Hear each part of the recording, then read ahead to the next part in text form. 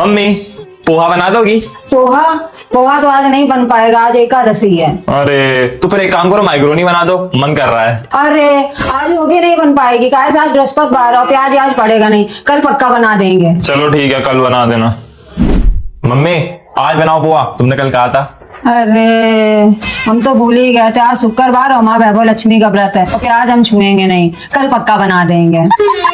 Mummy आज तो कोई व्रत नहीं है, आज बना दो। हैं, हमने अभी भी यूट्यूब पे देखा है, एक तो आज शनिवार है, ऊपर से 13 भी है, वैसे भी शनिदेव हम लोगों पर रुष्ट चल रहे हैं, पता चले और ज्यादा रुष्ट हो जाए। आज नहीं भैया, कल बना दें। पक्का बनाओगी ना? हाँ 100% कसम से कल पक्का बनाएंगे। आदि आदि आदि उठो उठो, जल्दी उठो, हम पापा के साथ जा रहे हैं जरा सा। कहाँ? अरे रिश्तेदार की तबीयत ज्यादा खराब है, और हाँ तुम और छोटू दोनों लोग मिलके पूरे घर का काम कर लेना। अच्छा तो खाने में तो बना दिया होगा पोहा, मैक्रोनी और पनीर। अरे खिचड़ी बना के रख दी, वही खा लेना दोनों लोग।